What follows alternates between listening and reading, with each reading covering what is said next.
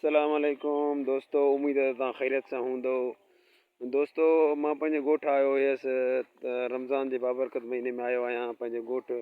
हे मुंहिंजे कणक जो फ़सुलु आहे जेको हिन वक़्तु तयारु आहे। ऐं मुंहिंजे कणक जे ज़मीननि में अंब जा वण बि पर न पिया ॾियनि त पोइ असां हुनखे कटे छॾियोसीं। त हे मुंहिंजे कणक जो फ़सुलु आहे। अल्हम्दुलिल्लाह, अल्लाह जी महिरबानी सां कणक जो फ़सुलु बि तयारु आहे। तक़रीबन महीनो सवा लॻंदो त हे कणक जो फ़सुलु बि तयारु थी वेंदो। आहे त तयारु, बसि हिनखे हवा ववा लॻे त पोइ अप्रैल इनशाला अप्रैल मई जे माना महीने में लाबारो बि थी वेंदो। सम्झो था, हे ॾिसी सघो था मुंहिंजी ज़मीनियूं अल्हम्दुलिल्लाह अल्लाह जे एहसान आहिनि। जेको क़ाबिल न आहियूं जो अल्लाह सां एतिरो असांखे ॾेई छॾियो आहे। अल्लाह सां लखे करोड़ एहसान आहिनि। मां बि आयो आहियां, मुंहिंजो नंढिड़ो मूंसां गॾु आहे उमर फारूक। उमर फारूक, हे ॾिस, हे सिधो थी बीह।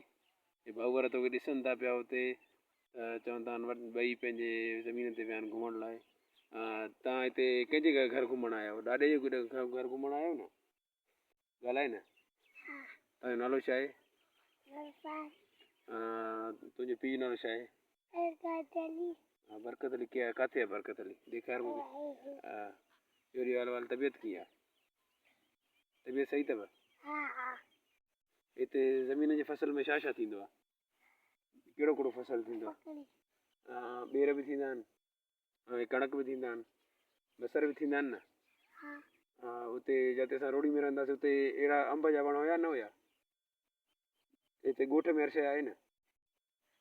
हेॾे ॾिसो, हेॾे ॻाल्हायो भाऊ वारा, तव्हांखे ॾिसनि था। वॾी महिरबानी, असांखे फॉलो कयो, कमेंट्स ॾियो, लाइक कयो, सभु तक़रीबन जेको आहे न असांखे सपोर्ट कयो। वॾी महिरबानी भाइरनि जी। बहरहाल कणक जो फ़सुलु तयारु लॻो पियो आहे। अल्लाह जी महिरबानी सां, अल्लाह सां कंहिंजो